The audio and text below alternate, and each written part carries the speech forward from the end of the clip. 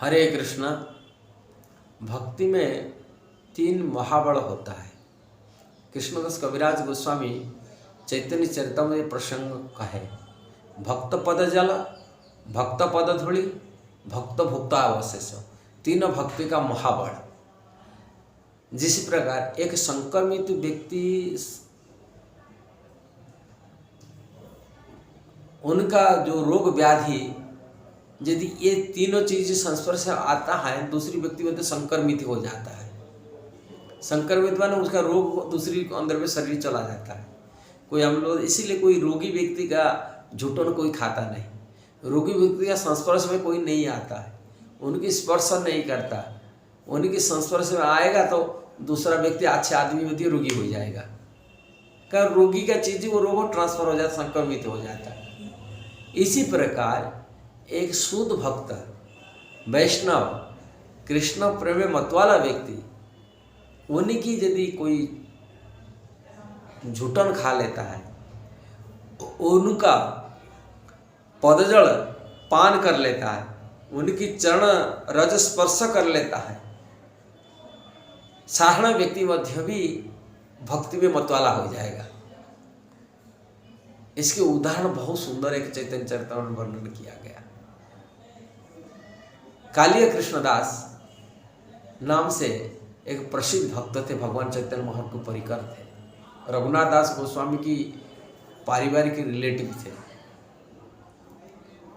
वो जीवन भर जो तपस्या किए थे, भगवान चैतन्य महाप्रभु उनका गुणगान किए। एक समय उन्होंने जगन्नाथपुरी आए थे। जगन्नाथपुरी में भगवान चैतन्य महाप्रभु नियम बना रहे थे, उनकी चरण रज्जु को कोई स्पर्श नहीं कर सकते, उनका चरण जल को कोई पी नहीं सकते, उनका झूठन सभी लोग नहीं पा सकते। यदि महाप्रभु का चरण को कोई स्पर्श कर लेता है, महाप्रभु उस दिन उपवास रखेंगे, व्रत रखेंगे, ये नियम बना के रखेंगे। इसीलिए भगवान चैतन्य महाप्रभु जो जाने का रास्ता पर जो जगन्नाथपुरी जाते हैं, मंदिर जाते हैं, उनको कड़ी सुरक्षा से घेरे से लेके जाना पड़ता था भक्तों को। का महाप्रभु स्ट्रिक्ट नियम बनाए थे, महाप्रभु यदि कोई चरण स्पर्श कर लेगा उस दिन उपवास रखेंगे।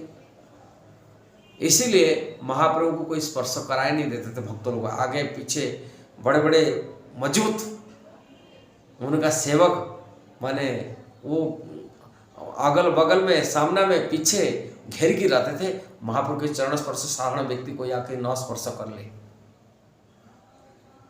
किंतु महाप्रभु जो प्रत्येक दिन इस पर जाते थे और 22 से 5 में जो सीढ़ियाँ थे, वो सीढ़ियाँ के ऊपर उनका पैर धो के जाते थे। पानी में लोटा में हमारे पानी लेके जाते थे भक्त लोग, उनके चरण धोते थे, चरण धो के ऊपर जाते थे जगन्नाथ के दर्शन करने के लिए। प्रत्येक दिन ये नियम था। ऐसे ही कालिया कृष्णदास जो थे, ये कालिया कृष्णदास महाप्रभु चरण जैसे धो रहे थे और उसके चरण जाके सीधा जा करके महाप्रभु का चरण की नीचे अपनी अंजुला भर करके, ऐसे अंजुला करके महाप्रभु के चरण लगा दिए और वो पानी महाप्रभु का जो चरण धोए और वो पानी को एक बार नहीं, 2 बार नहीं, 3 बार पी लिए। और महाप्रभु ऑब्जेक्शन नहीं कर रहे हैं, मना भी नहीं कर रहे हैं। भक्त लोगों के आश्चर्य लग रहे थे। महाप्रभु पहले से दूर करते, हटाओ हटाओ, दूर कर, दूसरा को मना करते, कोई आ नहीं सकता। आज ही आकर चरण धोते धोते या तुरंत आकर महाप्रभु का चरण जल में अपने हाथ लगाए और अंजुला का भर कर पी रहा है। 3 बार पर महाप्रभु ठीक है। इसके बाद में महाप्रभु दर्शन करते हैं, पुण्य भोजन जैसा है महाप्रभु ग्रहण करते हैं। उपवास महाप्रभु नहीं रख रहे। पुण्य भोजन के बाद में महाप्रभु बोलते ये जो प्रसाद बचा हुआ प्रसाद मेरा है, आज ही वो कालिया कृष्णदास को देना खिलाने के लिए। भक्त लोग के आश्चर्य होते हैं, आज ही क्या बात है। अब उपवास भी रखे नहीं कालिया कृष्ण के लिए, पूरे झूठन भी खिलाने के लिए उनको चाह रहे हैं।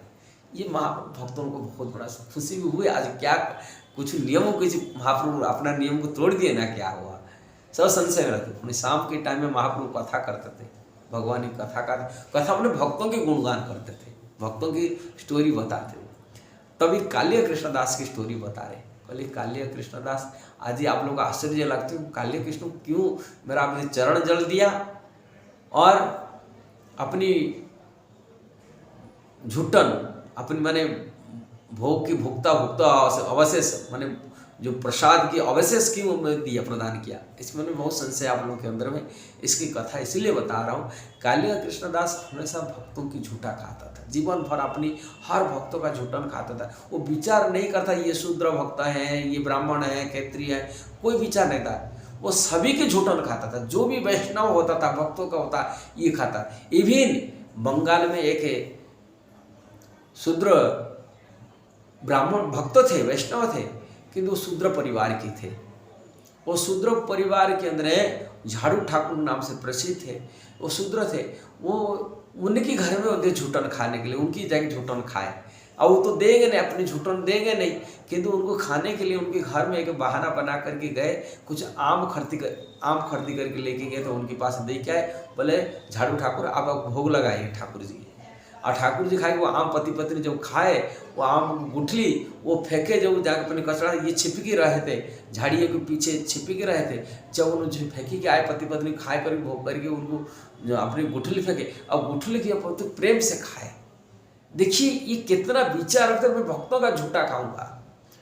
भक्तों का झूठा खाने के लिए तरह तरह उपाय करके छिप करके, और जो शूद्र की भक्त है, शूद्र परिवार में जन्म हुआ, उनको विचार नहीं रखे ये शूद्र परिवार की भक्त है, ये विचार नहीं रखे। वो तो वैष्णव हिसाब से भक्तों की भुगता अवशेष खाने के लिए लालसा कैसा बनी रहता है कालिका कृष्ण की। इसीलिए ये मेरा कृपा पात्र आज पा लिया। यहाँ कृष्णदास कविराज उसमें यही वर्णन करते, भक्त पद जल भक्त पद धूलि कृष्ण। जिन भक्तों की भुगता अवशेष किसको प्राप्ति होता है, ये भक्ति का 3 महाबल है, भक्ति को बढ़ाने वाले हैं, शुद्ध भक्ति को प्राप्ति करने के लिए। जैसे संक्रमित व्यक्ति किसी रोग व्याधि के संक्रमित करा देता है, प्रभाव डाल देता है, माने तुरंत उसकी बीमारी रोग व्याधि पैदा कर देता है। एक रोग व्याधि संक्रमित व्यक्ति संक्रमित हो जाता है, दूसरा व्यक्ति हो जाता है, अच्छे व्यक्ति भी संक्रमित रोग व्याधि बन जाता है। ऐसे शुद्ध भक्ति का ट्रांसफर हो जाता है, शुद्ध भक्ति की पैदा कर लेता है। जब एक शुद्ध वैष्णव का पदजल पदधूलि और उनकी झूठा भुगता अवशेष यदि प्राप्ति कर लेता है, बोलते भगवान जो खाते हैं वो तो महाप्रसाद कहते हैं, और भक्त जो महाप्रसाद खा करके जो छोड़ता है वो महाप्रसाद बन जाता है। कृष्णदास कविराज गोस्वामी कहते हैं। इसलिए ये संक्रमित व्यक्ति ने जैसे संक्रमण के बन जाता है, संक्रमित हो जाता है रोग व्याधि का, ऐसे शुद्ध भक्ति का संक्रमित हो जाता है यदि इसी झूठा प्रसाद खा करके और उनका पदधूलि प्राप्त करके और उनका पदजल को प्राप्त करके प्राप्ति हो जाता है। इसलिए शुद्ध वैष्णव का पदधूलि पदजल भुगता अवश्य महाप्रसाद खा करके शुद्ध भक्ति की प्राप्ति कर सकते हैं। यदि वीडियो आपको अच्छा लगा जरूर शेयर कर सकते हैं और सब्सक्राइब करिए, लाइक कमेंट देना। हरे कृष्णा।